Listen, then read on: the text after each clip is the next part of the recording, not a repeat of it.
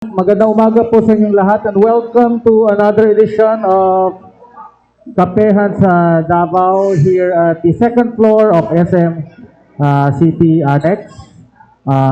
We are joined by our three guests for this morning. The first Monday of August and again August 8 po, launching ng Kadayawan 2025 na pag-abli. So, promote ko na lang din. And we are joined by our, of course, ating suki, lalo nung election day, no? Si ARD, Attorney Gay Enumerables. He will be discussing the voters registration for Barangay and SK elections 2025. Then we are also joined by Don Mediano, the chair of the board, Specialty Coffee Marketing Cooperative. They will be discussing the International Coffee Innovation Summit 2025. Kasama po niya, I think, si Ma'am Emeline Sabado, the Executive Director, Filipino Coffee Institute. And we are joined by our friends from the ito yung 2025 Shanghai Gymnastics winners. We have Lizelle Janet Sangutan, the President, Golden Twist Gymnastics Training Center, and Eric Oyangoren of the Double Golden Twist Gymnastics Training Center. So to start our press con ruling, we like to get the opening statement. We'll start with from the Davao ating mga gymnast, no? Congratulations sa achievement. Davao Golden Twist Gymnastics Training Center, opening statement. Good morning, everyone. First of all, I want to thank you for inviting us to be here to share with you the wonderful experience we had in the Shanghai competition. Together with me is my fellow board of director, Attorney Lynn Mayat Sumatra po. Hello, good morning. Thank you so much for inviting us here. We are here together with our gymnasts who won 2 team championships at the recently concluded 2025 Shanghai Gymnastics Club Invitational. Okay. Our friends from the Coffee Innovation. Hi, good morning, everyone. Thank you for giving us the opportunity to share with you what we are doing within our coffee community. With me is Dot Mediano from the Specialty Coffee Depot, and I am from the Filipino Coffee Institute. We organized the International Coffee Innovation Summit, and today we'll be going to share with you because we have a coffee competition that will represent the Philippines to the Southeast Asia Green Coffee Competition. So we'll be sharing to you the winners. Good morning, everyone, and also same with Ma'am Mimi. We are so grateful and thankful to be here, and at the same time, we are so excited to share the results of what we did back in July 21 to 25, which is evaluating Philippine coffees and looking for our top 10 entries for the Southeast Asia, and we are very optimistic with the results, and we can't wait to share with you the results. So, thank you. Attorney Gay. Okay.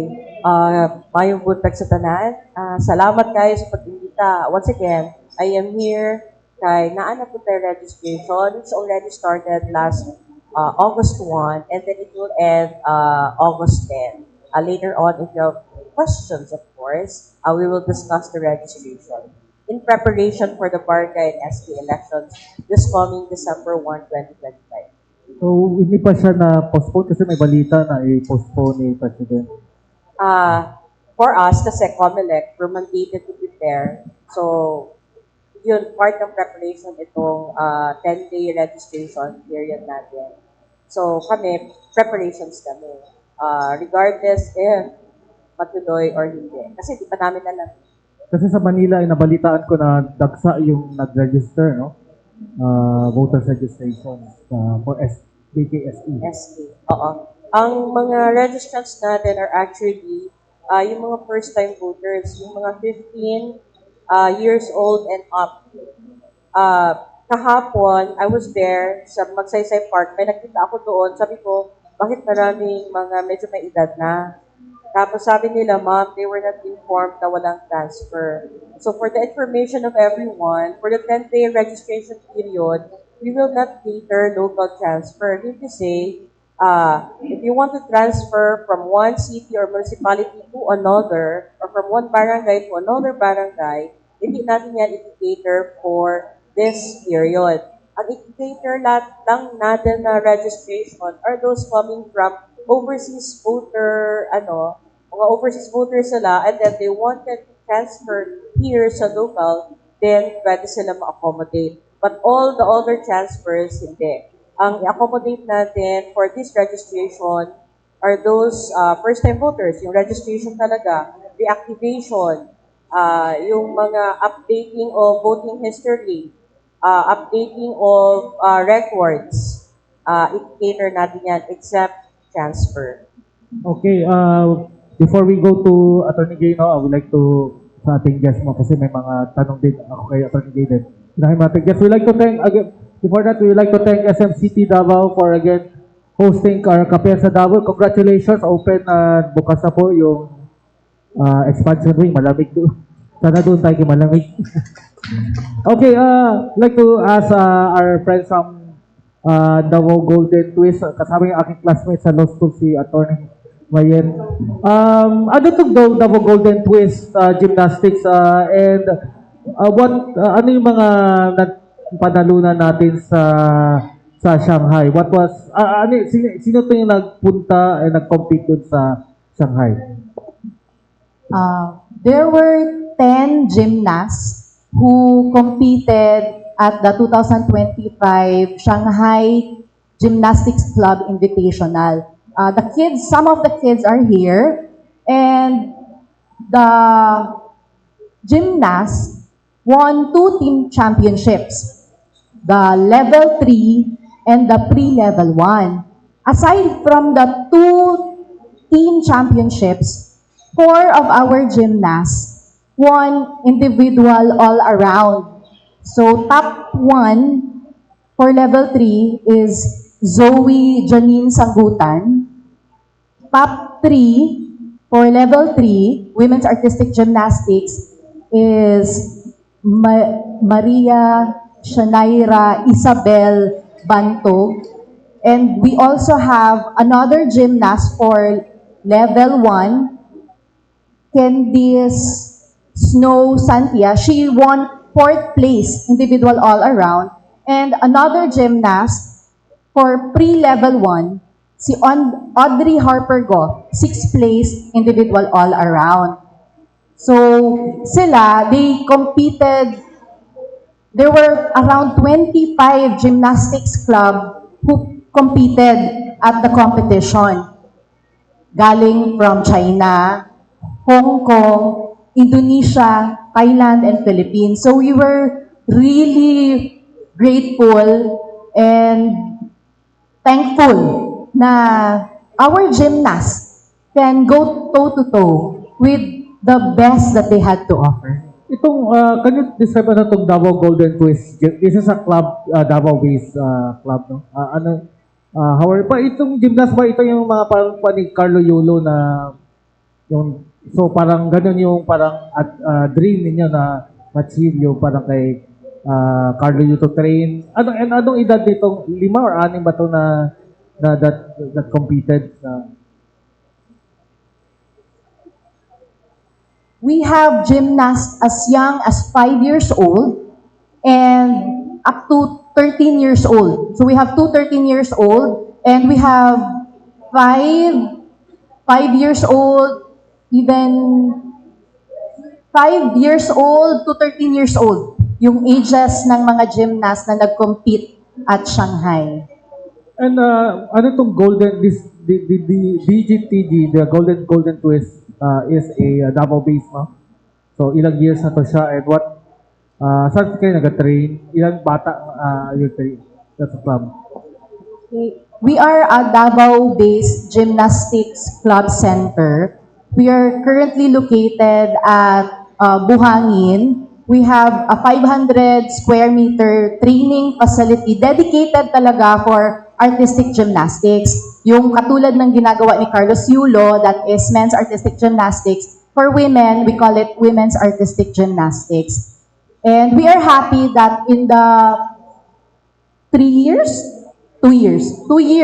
that we have operated, nakaproduce na po kami ng isang palarong pambansa medalist, bronze in the floor exercise last 2024 palarong pambansa, and nakaproduce kami ng individual all-around silver medalist sa Philippine National Games.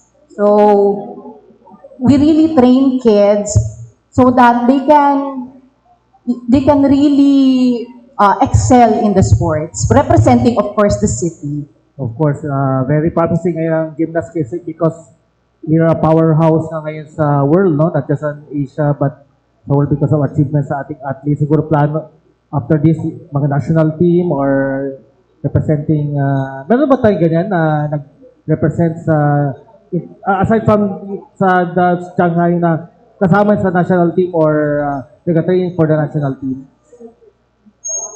So far po now, since mga young pa talaga yung mga kids natin, for now, wala pa po. But hopefully, one of these days, we can proudly say that we have a national team na gymnast na.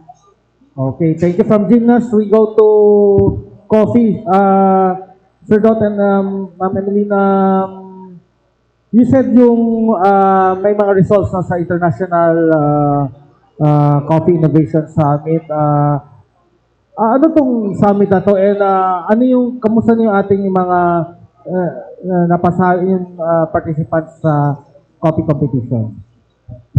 So, we have here the Southeast Asia Green Coffee Competition, which the Filipino Coffee Institute is tasked as in-country partner. So, we will going to select best coffee in the Philippines and it will be compete sa Southeast Asia Green Coffee Competition. Just recently, we had our national election, the national selection for the Green Coffee Competition, and it is evaluated by 12 coffee Q graders all over the Philippines. We have Q graders for Arabica coffee and Q graders for Robusta coffee.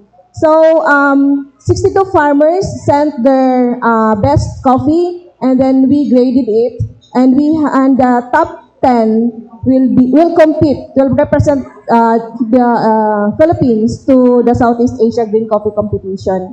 So, we have here the result, and top 1 for Arabica.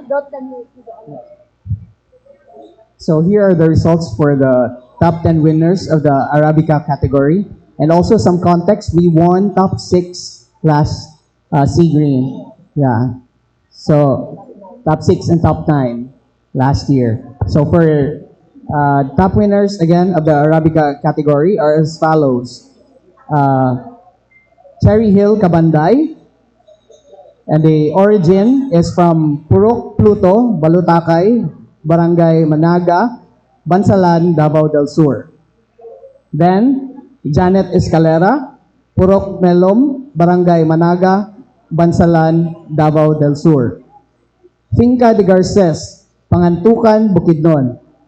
Then, Josephine Libres, Purok Pluto, Balutakay, Barangay Managa, Bansalan, Davao del Sur.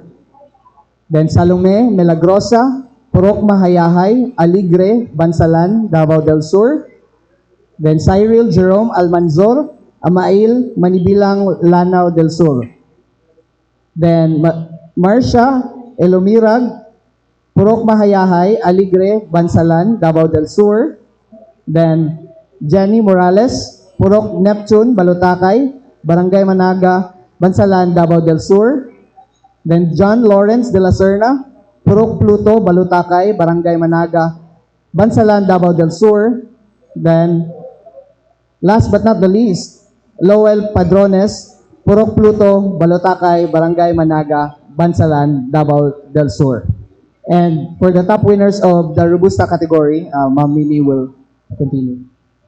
So for the Robusta category, our top one, last year, he also competed for the Southeast Asia Coffee Competition. It is held in Chiang Mai, Thailand.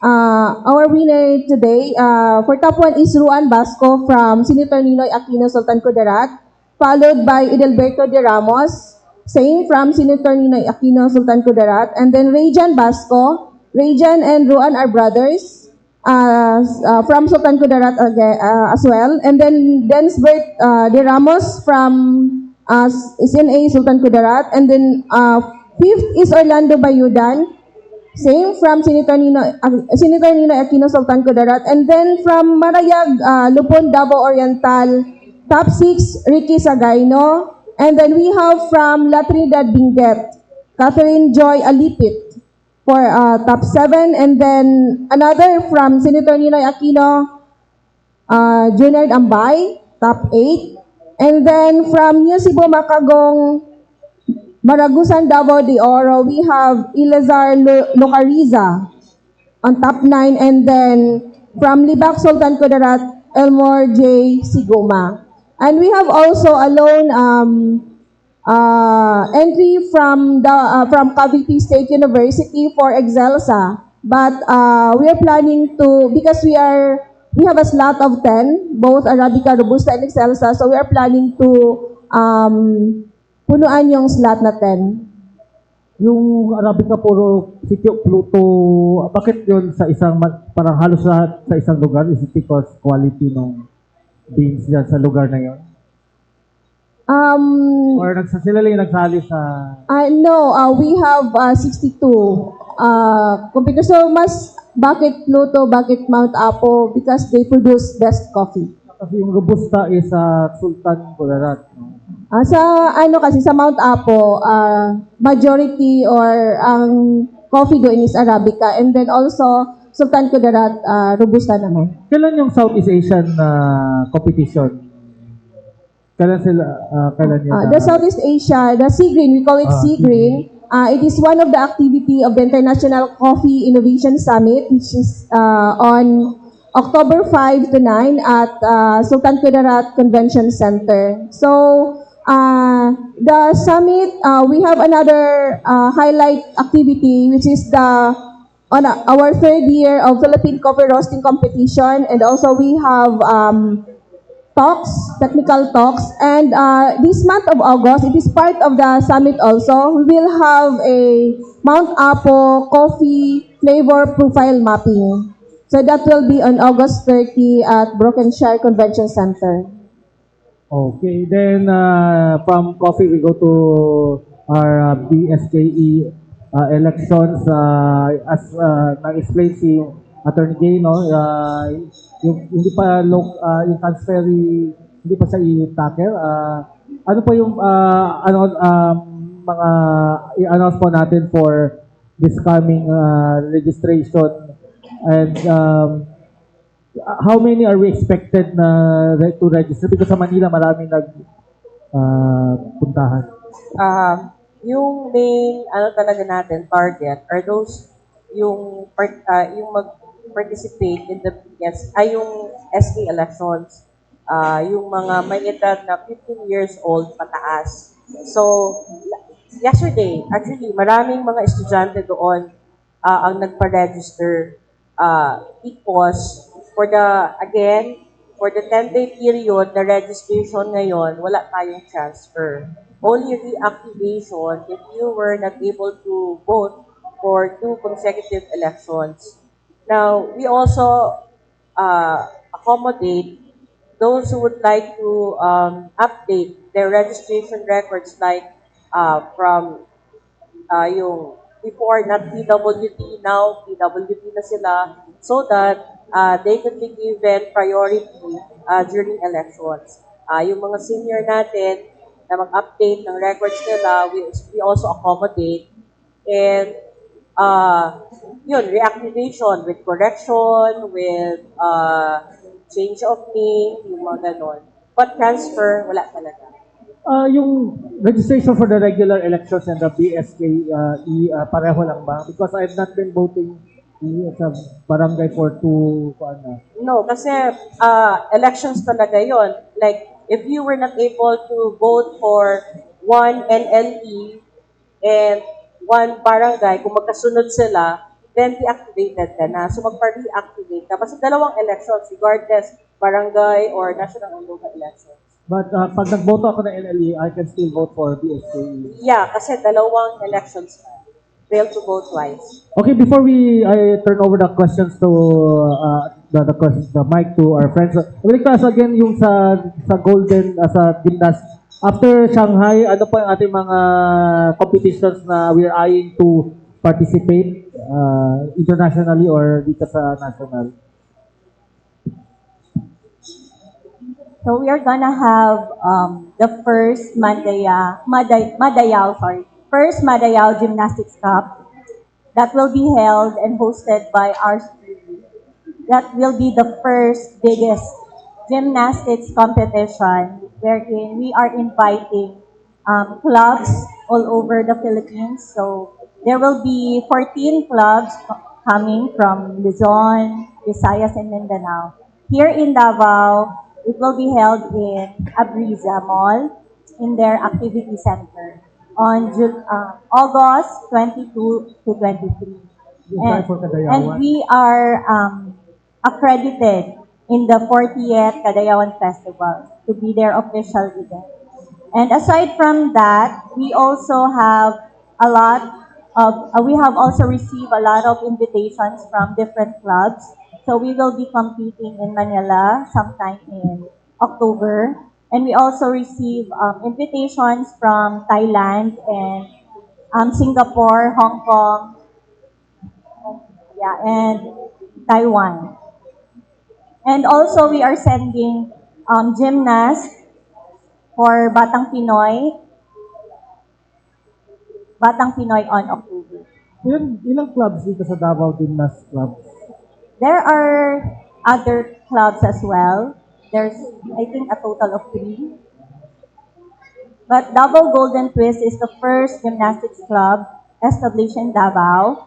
And we are the first Gymnastics Association of the Philippines affiliated club. Okay. Thank you. Questions from our friends from the media? Kat? Kay Attorney Guy. Ma'am, good morning po.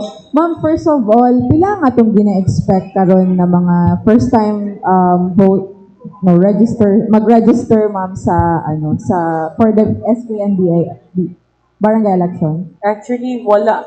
For Region 11, ha? Apo.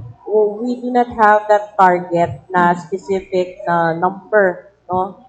Ang percentage 1% is. But I guess that would be too much considering that it will only be for 10 days. Opo. Ma'am, if balikan lang natin ma'am for the registered voters nambo. Pila na diya yang atong registered voters ma'am? And why we aspire for just 1% para masyado namang mababa ma'am. Yeah, but ang ano kasi natin yan, ang reference natin is yung number of registered voters. 3 million tayo 3 million plus. Oo. For the entire region 11, 2.something million. So, kasi 10 days lang yon, and we're catering only first-time voters. Oo. So, medyo ano lang siya, medyo malaki na yun, yung 1% considering, no? But anyway, as much as possible, of course, we will cater pag andun na sa opisina namin. Ma'am, believe or not, ang barangay election, it will be parang a short time to call for registration, months na lang, ma'am, no? Ano yung gina-foresee natin na challenge, ma'am? Kasi in the past national election, yung registration, sabi ninyo last time, umabot talaga dun sa kasulok-sulukan ng areas of Region 11. So by this time na we are aspiring to as our first-time voters to also register, anong mga challenges possible?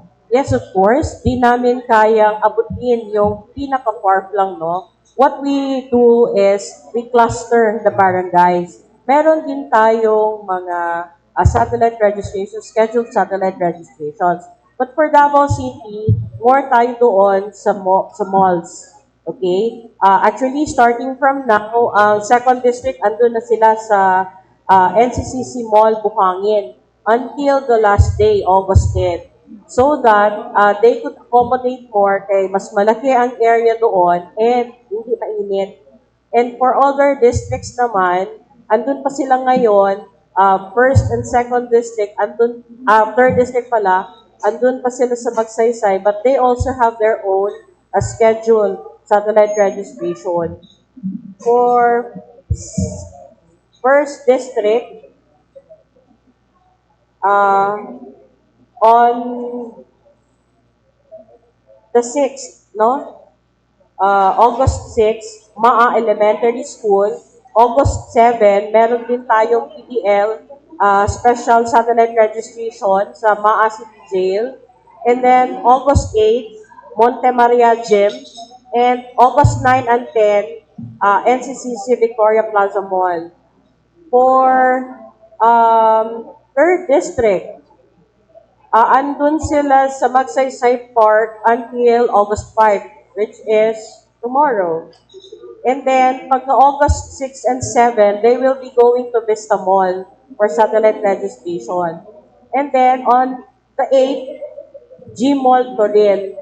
And 9 and 10, balik sila sa Magsaysay Park. Ma'am, last na lang po sa COMELEC na part. Are we eyeing to also maximize the back to school ng mga students, ma'am, to also parang campaign through schools and universities and colleges?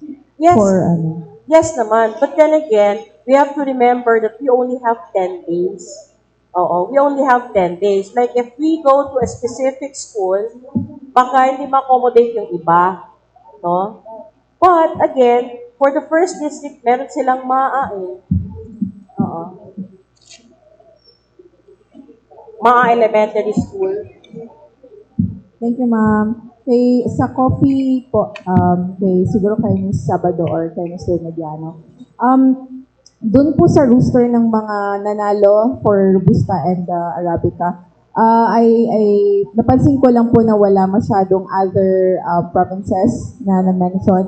Does this mean na yung concentration po ng coffee industry natin is now in Davao del Sur?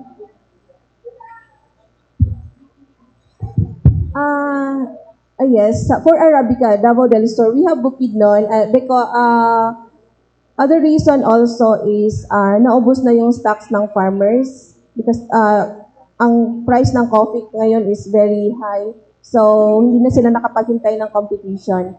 But Mount Apo, they prepared, no? Though the volume is very low, just 7 kilogram, pero they prepared for this because once your coffee is graded, the score dictates the price.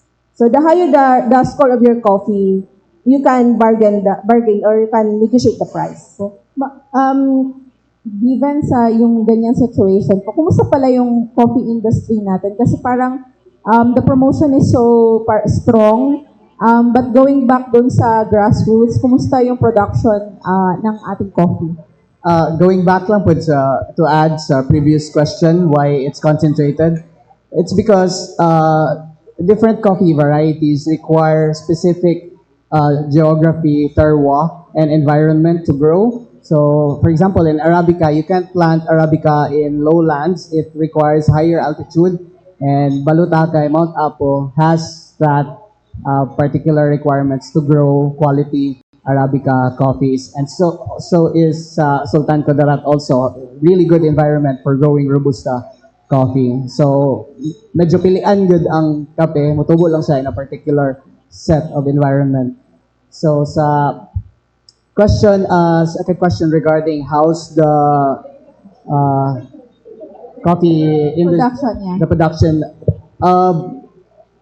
Well, in terms of like innovation first, it's really doing really well. There's been a significant improvement in terms of quality, and this can be backed by the scores, as what Mamimi said. So each year, may mga different expos and competitions, and you will notice that there are increase of scores like every year. So that means that the quality of our local coffees are indeed improving over the years.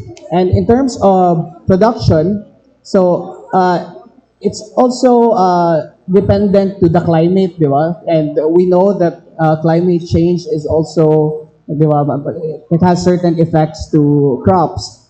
And I can't say, like, I don't have a solid data whether or not the yield has increased or decreased, but definitely, as what I've heard from our local farmers and producers, the climate does affect the yield or the harvest of our local coffee. So that is why it's very important that we also promote, environmental practices and sustainability to ensure still successful and productive yield in the future. So thank you. Next question. Yes, The divisions of our fellow colleagues in the media. Good morning to our distinguished guests. Meaning tong wala, announce na ako kang attorney in Minneapolis within the preparations po, although na uncertain pa yun kung nabay may tapong pag reschedule na po at sayayin na po ng barangay SK elections. How complacent it is karon sa atong mga mga young voters alive na buot na magserbisyo po sa ilang tagsa-tagsa ka barangay para dili na sila nga mahimong hustle for the betterment of our for the barangays na ilang silbihan pohon. Okay, ang question was, Regarding sa uncertainty sa oo, kasi kami, on the part of COMELEC, we will really prepare. Kasi mahirap yan na we will not prepare and then patuloy pala. No? This is part of the preparations of COMELEC to conduct the registration, of which we target those who are first-time voters, yung 15 years old and up, and those who will be participating in the SK elections. No? Very, very important ito because if they want to participate in the elections in the barangay SK, kung mag-file sila ng candidacy, dapat registered voters sila. So kaya, but then again, for SK elections naman, ang mga pwedeng magtakbo dyan are those from 18 years old until 24. Okay? So, lahat yan, 15 years old and up, sana magpa-register na. Like, maraming questions like, Ma'am, paano pag mag-18 years old na kami? Are we again registering sa COMELEC? No more. Kasi pag 18 years old, automatic na siya matag as regular voter. Dako naman tayo sa gymnastics to Ma'am Lizelle, if you would with your kind indulgence para sa atong mga kaigsunan. So, how, of course, prepared or how disciplined they are within the trainings via whenever they will attempt to join in a tournament or competition po.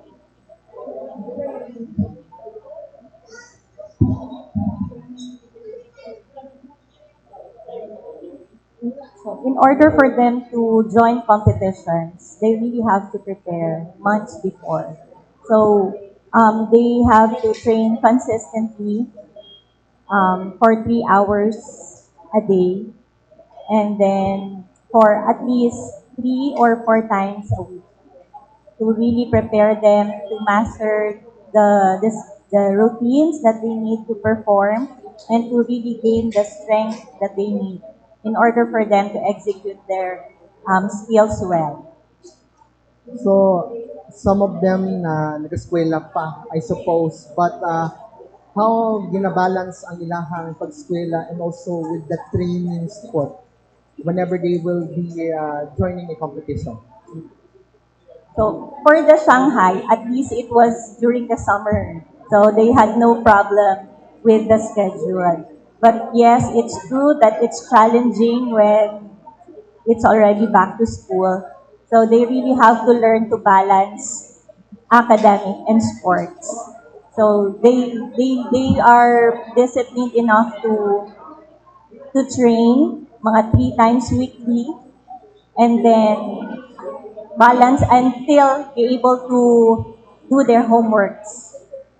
Because we want to make sure that they will still prioritize their academics. For the indulgence sa line pa kung naipangutana, the last question I'll give to Attorney J. Nomerables. Balik ta sa muna tong preparation spot sa atong BSPE kung wa ko masayop ani. Para lang po masayod, to clarify everything, para dili na magbalik-balik kung pangutan na pila ang age requirement yun for the benefits, and also kung how many months or years dapat ang usa ka botante na namuyok sa maong barangay nga ilang botaran.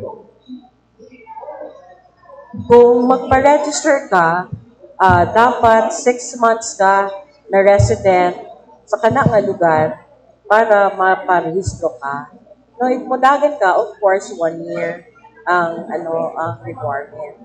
But then again, on the part of COMELEC, again, kinabalik-balik yun ninamo, no? Na pag once nang file sila of certificate of candidacy, whatever declarations they have on their COC, hindi kami mag-screen. Hindi kami mag-screen.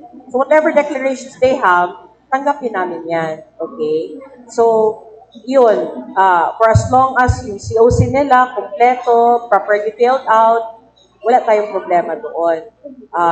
As to qualifications, later on, if somebody will file a case against them for being disqualified, then it's a different matter.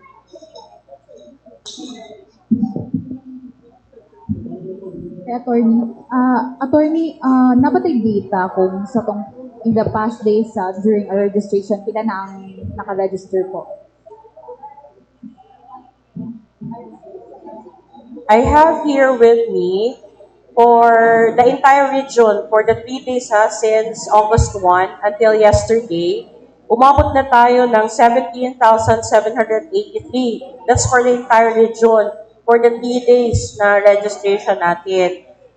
Total number of applications processed. So meaning, halo-halo siya, registration, reactivation, updating of records.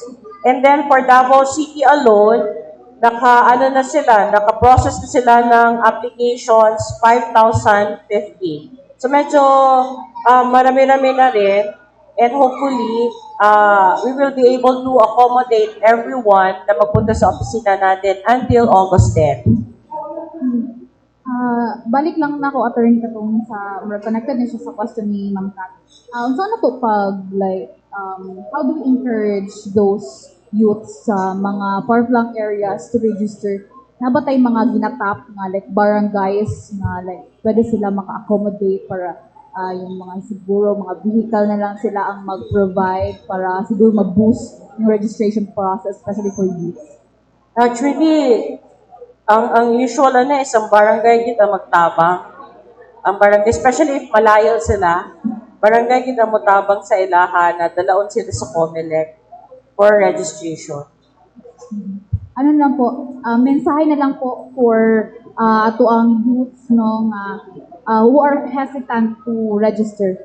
Yes, we would like to encourage everyone, for those who were not able to register in the past, please visit our offices or our scheduled satellite registrations para ma-registro, no? Para maka-participate in the coming December 1, 2025 Barangay and SK elections.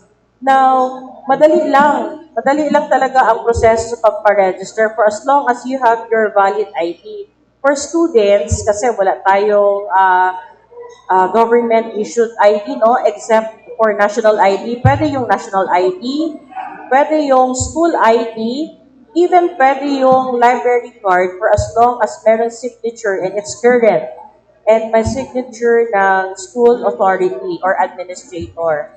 So pwede siya. Of course, passport. sa mga bata, pwede ang passport, no?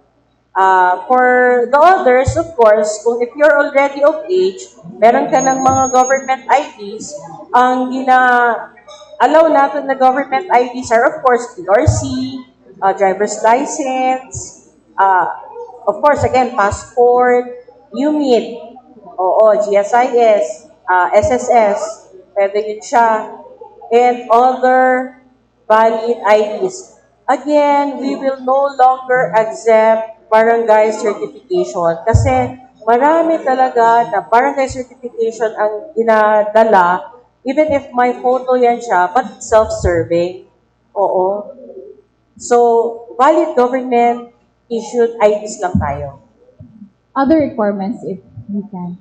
Other requirements, of course, properly filled out application form. Depende if you are a registrant, registration form. Kasi isang form lang naman yan and then you check doon, and then isang kopya lang din. Sa ating coffee, anyone kay Ma'am Emeline or kay Sir Doc. Kumusta po yung support from our LGU to boost our coffee industry here in Davao City? You mean support LGU for actually we're very grateful for the support of not only for the local government. The city supported us for the upcoming Mount Apo profile mapping this August, and also this national selection, as well as our Department of Agriculture, and then our partner in the Coffee Innovation Summit is the Sultan Kudarat local provincial government, the DTI, Department of Trade and Industry, and other private institutions. Ano ba yung mga programs or anything, initiatives to like, ato ang maawhag ang mga youths na ano-aning atong coffee industry po? For the Filipino Coffee Institute, since we are a Q venue, so we are certified to conduct training under CQI's Coffee Quality Institute, and also ECA, or the Specialty Coffee Association. So that's and also not only that, we do conduct trainings and for hindi lang for certification, but also we partner with government agencies and private institutions to capacitate our farmers in technical in coffee production as well as coffee evaluation, and also not only for the production but also sa barista. Alright. Sa ating gymnast, yes po. Ma'am, ano po tayong mga efforts to introduce our gymnastics sa mga schools or grassroots level? Yes po, we actually conducted a 5-day free gymnastics training last June 23 to June 27. And for the schools, we actually have partnership with a school to provide gymnastics as part of the physical education class. And for the grassroots also, we have scholars from public schools who are training with us. So, yun po yung mga endeavors namin so that more inclusive po ang gymnastics and accessible to those who are interested in the sport. Asa nagiganap ma'am katong 5 days training na to? Ang 5 days training, we did that sa Ayala Mall, Abrisa. 5 days to siya. And then, we also have summer classes last May and June 2025. Opo. Last na lang sa ako ang end ma'am.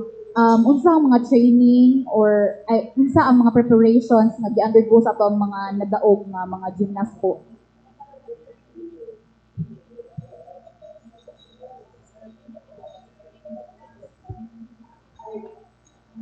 So the preparation that they had is to really train 4 times weekly at least through the guidance of our dedicated coaches. And we are very grateful to our coaches who are all Gymnastics Association of the Philippines licensed coaches who are very patient and dedicated in helping and shaping our gymnasts. I'd like to good morning, ma'am. Ma'am Lizelle. John De Velos, Legal Tribune. Bigyan mo nga kami ng overview. Please introduce us sino-sino yung mga bata, ano yung panalo nila. Kasi may nakita akong batang 3 golds and 2 silvers. Anong category, level of difficulty, and of course, age nila. Pakirampan niyo yung mga bata para makita ng camera. Mayat can call the kids.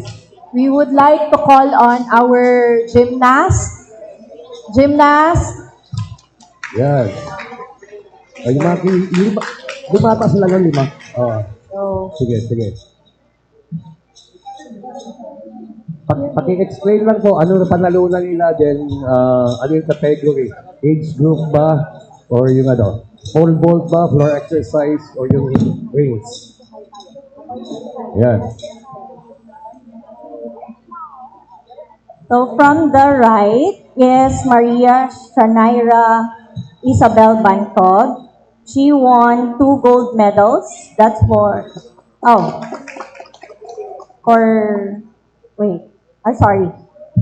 gold medals, for floor exercise, balance beam, vault, and uneven bars. She is in Australian level program level 3. Then next is Savannah Marcia Gaurino, who won 2 gold medals, 1 for floor and 1 for beam, silver medal for uneven bars, and bronze medal for vault. She competed in level 2. Next is Naila Shireen Bantog, who won 2 gold medals, 1 for floor and 1 for balance beam, and 2 silver medals for vault and uneven bars. She competed in level 2. Then Candice No Santia, she won 2 gold medals, 1 for floor and 1 for balance beam, 2 silver medals, 1 for vault and uneven bars. So she competed in level 1, and she also won individual all-around top 4th place. Okay. And then next is Nerine Pegaro, who won 2 gold medals, 1 for floor and 1 for beam, and 2 silver medals, 1 for vault and 1 for uneven bars. She competed in level 1. And last but not the least is Johanna Zara Lim, who won 2 gold medals, 1 for floor exercise and 1 for beam, and 2 silver medals, 1 for vault and 1 for uneven bars. She competed in pre-level 1. And she also won the team for pre-level 1 first place.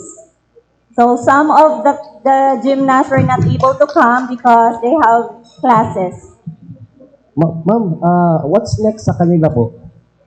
Ma'am Lizelle, what's next after itong competition nila? Or Ma'am Eric? They will be competing in their next competition this August 22, 23, 2025 at the first Madayao Gymnastics Cup. They will be competing along the best gymnastics clubs from Manila, from Cebu, and from Mindanao. So yun yung aabangan natin, which the first Madayao Gymnastics Cup is an accredited Kadayawan event po. Ma'am, last question, ma'am. Who's supporting the kids in their out-of-town and national competitions? Who's supporting the kids? The parents po are really very supportive of their kids' passion for gymnastics. So we are really thankful po sa mga mommies and daddies and guardians who really are all out po sa pagsuporta sa mga bata. Would you plan to get help from the local government unit or government office in future competitions? Ang local government po, thankfully po, supportive po sila sa aming incoming Batang Pinoy. Meron po kaming mga gymnasts who will be competing in October sa Batang Pinoy. And thankfully po, we are very thankful sa local city government kasi po talagang susuportahan po nila yung mga bata namin, mga gymnasts po. How many gymnasts will be competing sa Batang Pinoy Games this October sa General Santos City? Ilan sila? Ilan ba? Baka may So we will be sending out 10 gymnasts from different disciplines. So we will have 1 from trampoline gymnastics, and then 3 for aero gymnastics, 2 for rhythmic gymnastics, and 7 for women's artistic gymnastics. Last question po. Sino nag-inspire ng mga bata to go on mo to gymnastics, hindi ballet, hindi man boxing or basketball or volleyball? Who's inspiring the kids? Do you want us to ask the kids? Sige, pwede. Why gymnastics? Why not volleyball, swimming, or karate? Kasi yung babae ko, boxing ang gusto eh. I chose gymnastics because my favorite event is because I love gymnastics. Kasi nag-gymnastics. Sino favorite gymnast mo? Who's your favorite gymnast? Marion. Huh? Marion. Baka si Mami. Marion. JJ. Okay, yung sunod. Oh. I choose gymnastics because gymnastics is my favorite. Okay, yung sunod naman.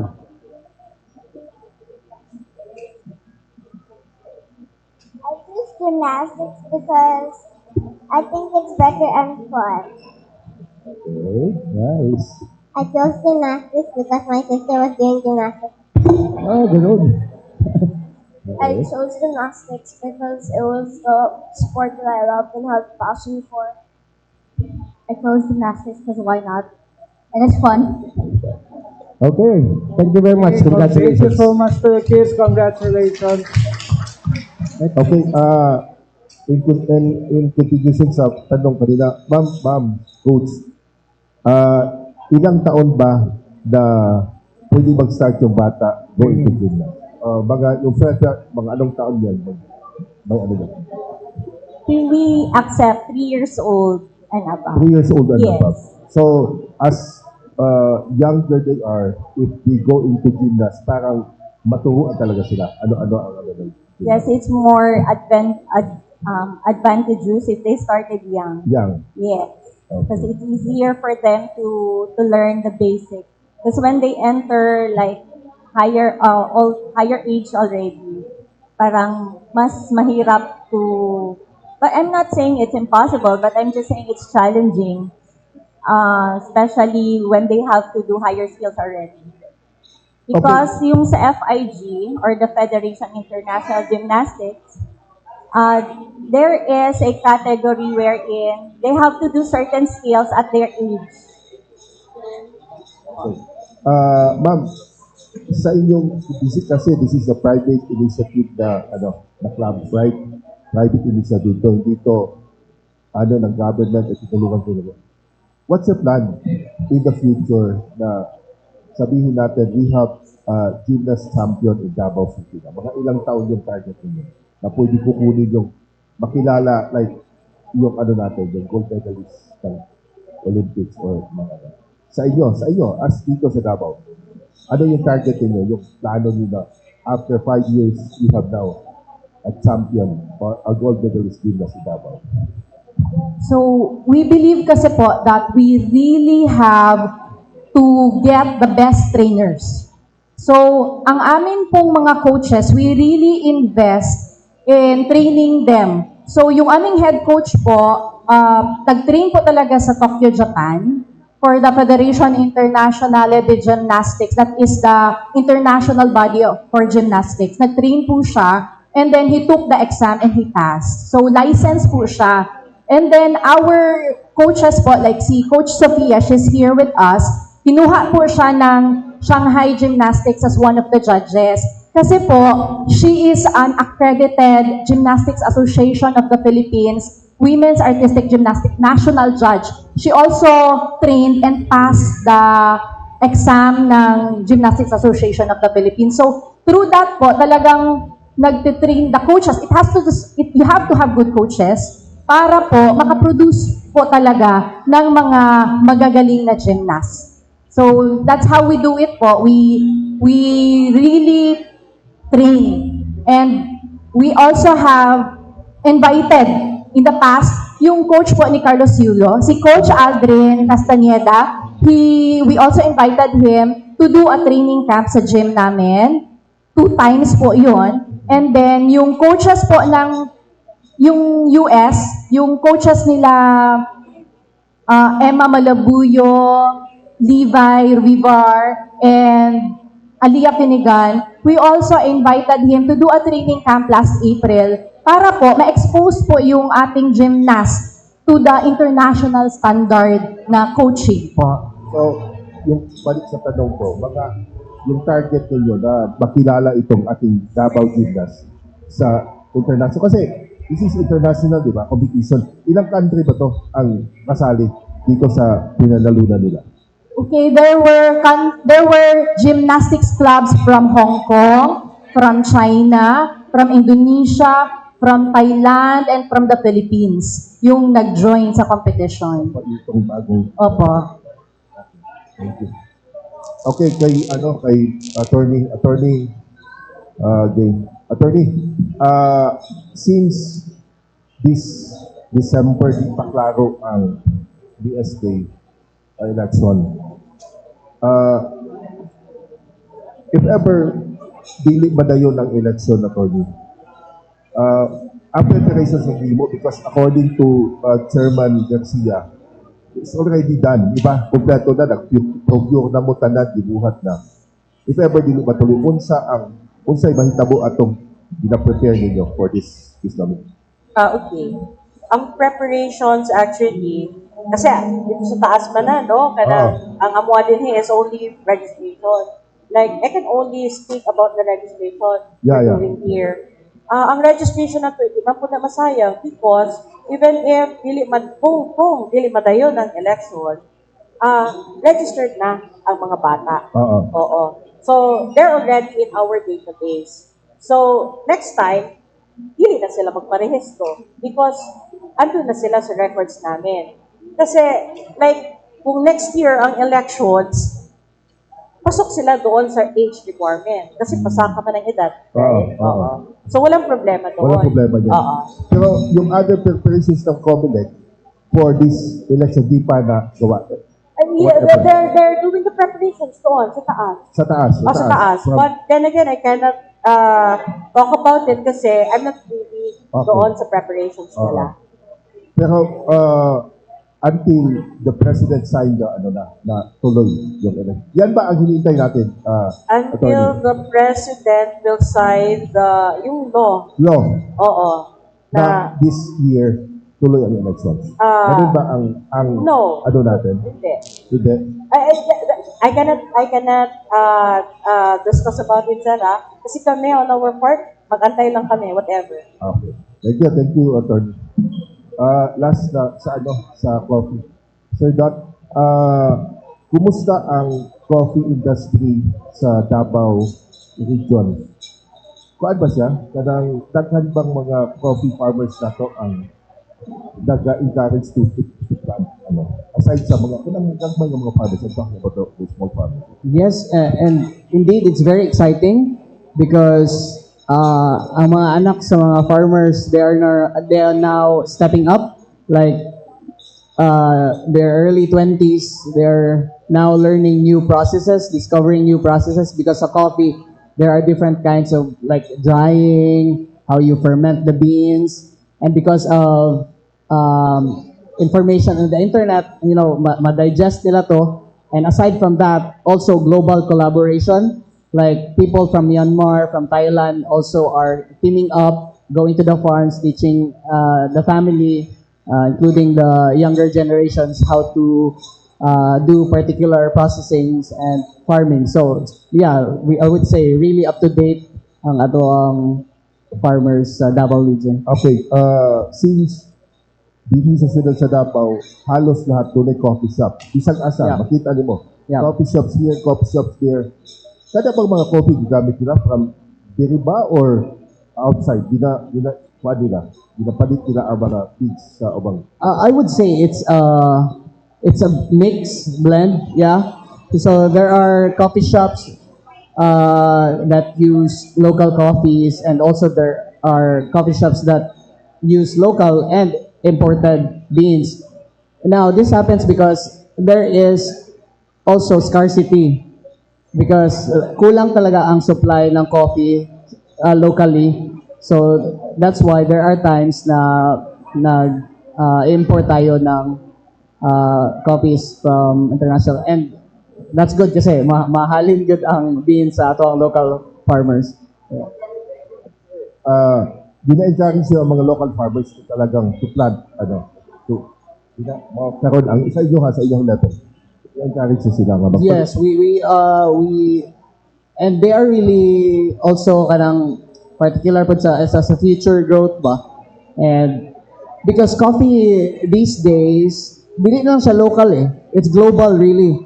Like just for the first time at the World of Jakarta back in May, our national champion Luis Hilario used local coffee beans sa World Brewers competition. Now the whole world knows about Mount Apo, and we have received calls from Japan, Indonesia, inquiring about our local coffees. So yeah, very exciting times for coffee industry, especially our local. Follow up to that, or how are you hopeful na gaano mag-place ang ating mga coffee sa this country sigrin sa Sulsad Kudarat? Do we expect na manalo ng may mga like ng mga gymnast, no, manalo ng mga medal sa ating coffee? Because how do we pair yung sa ating quality na coffee compared sa other Southeast Asian countries? So I was also part of the evaluation, including as Ma'am Mimi ang aming head. And we have two Q graders here, Sir Kim Borda and Sir Norzalon. So I would say not only hopeful, but we are optimistic of we will win sa Southeast Asia because of the scores. But Ma'am Mimi can tell more about. Sa previous nanalo tayo na mga awards. No? So, last year we have 2 Arabicas na pumasok sa top 10 and 1 Robusta. But this year, we opt not to release the scores because parang thrilling ba sa kalaban. Because I was also judged in a Lao coffee competition, and they will be sending their coffees also. So I tasted Lao coffee, and they're very good coffee, but I'm pretty sure na may papasok sa Philippines. Sa Southeast Asia, sinong coffee yung parating manalo? Last year, Thailand, and then Vietnam. Of course, we have Philippines, and yeah. But this year, Indonesia, Myanmar is also joining. Sa Malaysia, sikat yung Old Town, di ba? Yung coffee brand nila. That's commercial coffee. Yeah, brand of their coffee. Natin mas dapat i-push ko. Yes. Okay, this ends our kape. I would like to get your parting statement. We'll start with Attorney Gay. Remind din natin ulit yung ating support for BSK registration. Okay, once again, I would like to remind those who are not yet registered na visit our offices. Ongoing ang registration until August 10. May mga schedule tayo for satellite registration. Pwede makapagparehistro are those 15 years old and above. Okay? And also, if you want to reactivate your voting records because deactivated kayo for failed to vote twice, still, you can visit our offices para magpa-reactivate. And again, I would like to remind na wala tayong transfer of registration ngayon. for the 10-day period. Only updating of records, new registration, and reactivation. Thank you very much. Not and Again, thank you for inviting us here, and also I would like to invite also everyone to check Specialty Coffee Depot. So this is a cooperative, it's a marketing cooperative composed of young people. So since it's a co-op, it's not owned by a private entity, but it's composed of different people who own it. So it operates in a very democratic way. And we have lots of exciting plans and events in the future, including the flavor mapping. So yes, please check Specialty Coffee Depot and Mamili.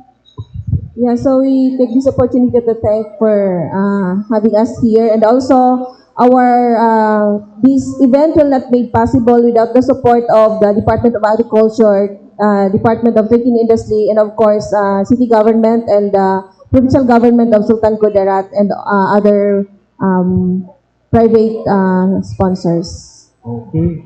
And from the Davao Golden Twist Gymnastics participation. So thank you once again for inviting us here and presenting our gymnasts who won in the recent 2025 Shanghai Gymnastics Club Invitational. And of course, the success of our athletes will not be possible without the support of the parents. So thank you so much, dear parents, and to all DGTG community. And for those who wanted to see more of what gymnastics as a sport is, we invite you to come and watch the first Madayao Gymnastics Cup on August 23, which is the competition proper. That's all for me. Thank you. Again, thank you so much for inviting us here and allowing us to present our gymnasts. So, to prevent less screen time, get your kids into sports. Okay, thank you so much. This PIA Kapensa Davao is aired stream live at the PIA Davao Facebook page and Kadangpan, no? Happy birthday, 30 days to go birthday. And we'd like to thank SMCT Davao and Krispy Kreme for the delicious donuts and coffee. Till next Monday, more relevant topics to be discussed. Salamat.